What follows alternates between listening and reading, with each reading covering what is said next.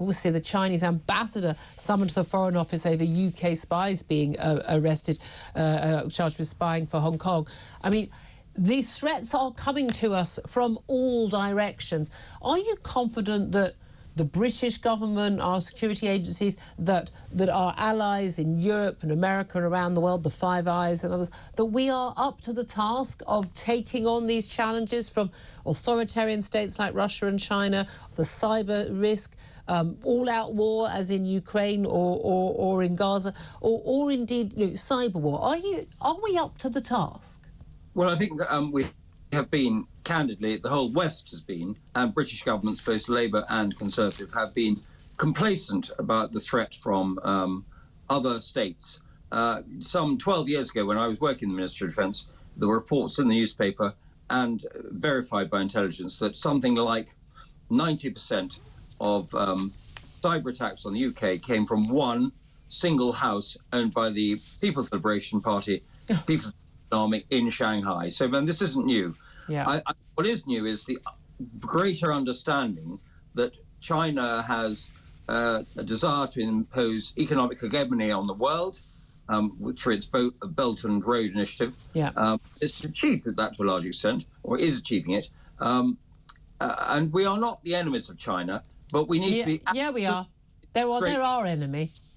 Well, we need to understand they are not necessarily our friends either. We need to get on with them. We need to trade with them. Why do you think they're not our enemy? Well, I think if you start labelling people enemies, they become enemies. Let's put it that way. I think when a country makes threats towards one of our allies, Taiwan, when they start building up their military massively and they start buying up a load of gold so they can become inured to sanctions, I think, and they are an authoritarian, murderous, tyrannical state. I think, and they're helping our enemies in other parts of the world. I think the word enemy is the correct word.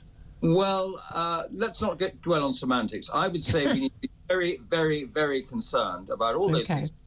But this is not new. I mean, again, a dozen years ago, they were building these islands on reefs in the South China Seas with a view to expanding their territorial waters. Now they're attacking Philippine fishermen out there. I mean, this is very, very serious.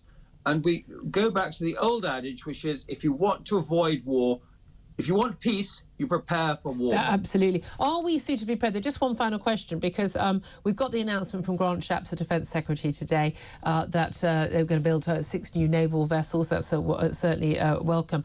But we've also had a warning from the head of the US Army, General Randy George, who's warned that the US cannot plug gaps in Britain's hollowed-out armed forces in the event of all-out war, and insists that Britain must make itself self-sufficient, and we need to have vast ammunition stockpiles so that we can cope with a drawn-out conflict. You know, we would have run out of ammunition within a few weeks if Russia invaded us like they did Ukraine. Do we need to start spending a heck of a lot more on our defences? Julia, you play into my hands. You've obviously been listening to my speeches, so I doubt it. Nobody does. Doesn't. But what I would say is I've been saying for ages, look, the world has changed, and we are still cutting our defences as we speak. They have not reversed the cuts that were being made under the Integrated Defence Review. It's still going on. We need to spend a heck of a lot more. 2.5% of GDP by 2030 is welcome. The announcement of new ships by Grant Shapps is welcome, of course.